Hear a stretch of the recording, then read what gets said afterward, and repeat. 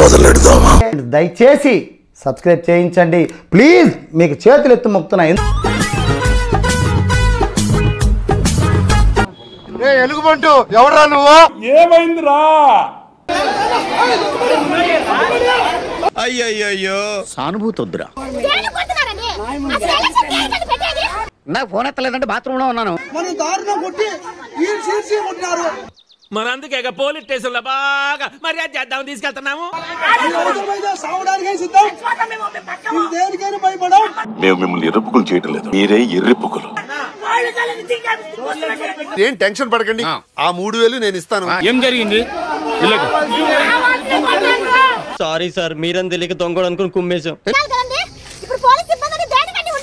ఎవరితో కులుకుతున్నావు? ఎవరితో కులుకుతున్నావు?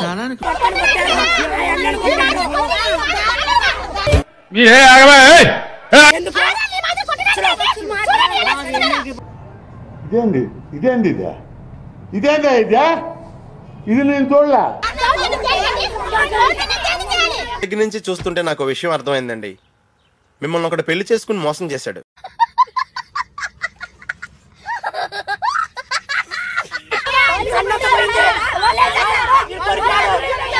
నేను ప్రేక్షకుణ్ణి, మీలో మీరు కొట్టుకొని చావండి, నన్ను ఎంటర్టైన్ చేయండి.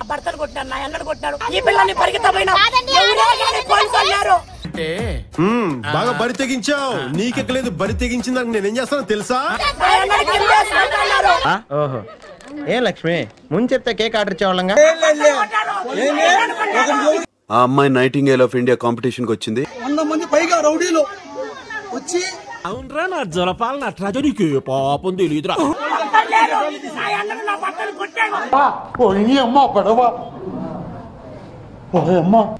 మా ఏజెంట్ల పైన దాడి చేస్తాంటారు. ఇలా చేస్తే మా పార్టీ ఎలక్షన్ లో గెలుస్తుందా లేక మొట్ట గుడిసిపోతుందా?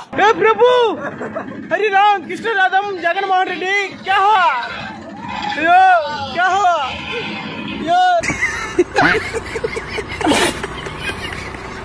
ఎక్కడన్నా ఇంకా కర్రలు తక్కువైతే పోలీసులు లాఠీలు సైతం ఇచ్చే పరిస్థితుల్లో పోలీసులు ఉన్నారు. మీరు భలేవారు sir. The worst policing ever seen in the history of Andhra Pradesh. Chandrababu Naidu garu, you are a biggest failure. యారా ఇంకా ఏమన్నా కావాలా? నా వల్ల ఏం సమస్య వచ్చింది? నిన్న గనక స్టేషన్కి తీసుకెళ్ళి ఉతికితే నా సామి రంగా పోలీసులు బూతుల దగ్గరికి పోవాలి, నా దగ్గర కాదు. లంజల వ్యాపారం చేసావనుకో, నువ్వు లంజలాగా లంగ తొడుకుని అక్కడే వ్యాపారం చేస్తావా? బీహార్ లో కూడా ఇంత అధ్వానంగా ఉండిండదేమో పరిస్థితులు. నీకెందుకురా ఈ పొయ్యే కాలం? నిజంగా ఆలోచిస్తే అంటేనే అర్థం కావడంలా. ఎన్నిసార్లు చెప్పాలరా, చదువుకునే వాళ్ళు రాజకీయాలకి దూరంగా ఉండాలని. పోలీసులే అధికార పార్టీకి గుండాలుగా వ్యవహరిస్తా ఉన్నారు. ప్రశాంతంగా నేను నా ఇంట్లో, మా ఊర్లో, మా ఇంట్లో ఉన్నా. అసలు ఏం పీకుతున్నావు నువ్వు? నన్ను ఈడ్చుకొని పోవడము ఎంతవరకు సమంజసం అని చెప్పి అడుగుతా ఉన్నా.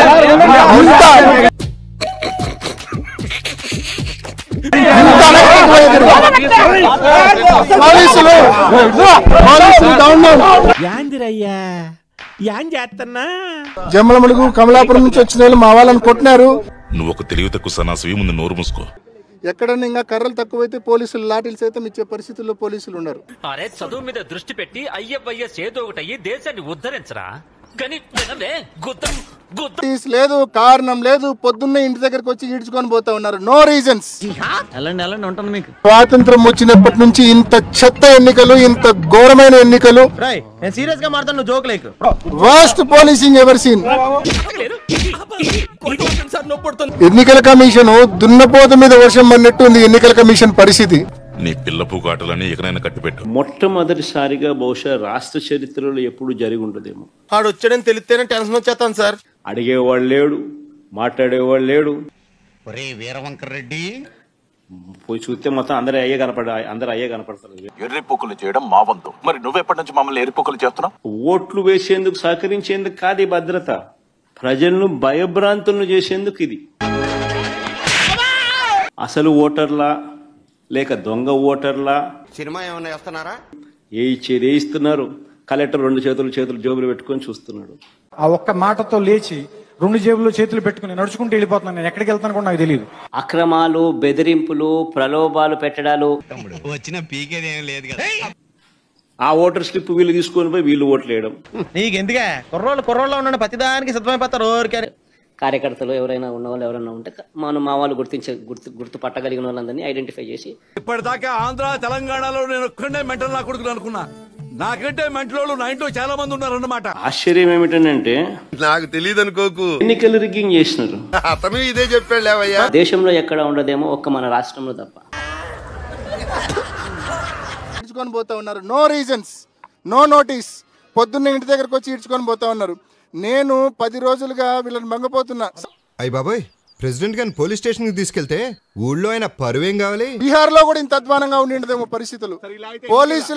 పోలీసులే అధికార పార్టీకి గూండాలుగా వ్యవహరిస్తారు. గ్రామాల్లో మా నాయకులు మా కార్యకర్తల పరిస్థితి ఏదో రోజు మీరు కలెక్టర్ అవుతారు బాబు, కలెక్టర్ అవుతారు. పనికొచ్చే పని చేయకుండా, మా ఏజెంట్ లోపల కూర్చోబెట్టే పని చేయకుండా ఈ లెక్క నాకు అర్థం కాలేదు సార్. నా మీద దాడి చేయడము, నన్ను ఈడ్చుకొని రావడము.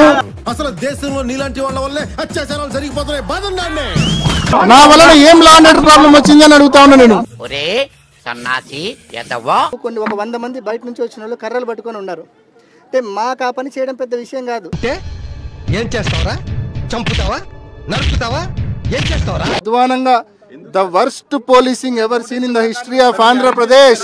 నీ అంత పవర్ఫుల్ బ్యాక్గ్రౌండ్ ఎవడకుండదు. Chandrababu Naidu garu, you are a biggest failure. ఒక ఎంపీని ఇన్ని 150 కిలోమీటర్లు తిప్పడం మంచిది కాదు. మాజీలండి, ఆయనకి అసలు ప్రెస్టేజ్ ఎక్కువండి బాబు.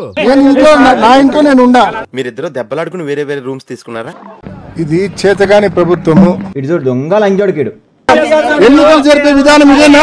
ప్రెసిడెంట్ కదా, మనల్ని ఎవడేం పేగలని ఫీలింగ్ అండి. తెలుగుదేశం పార్టీని ప్రొటెక్ట్ చేయడానికే మీరంతా ఉన్నారు.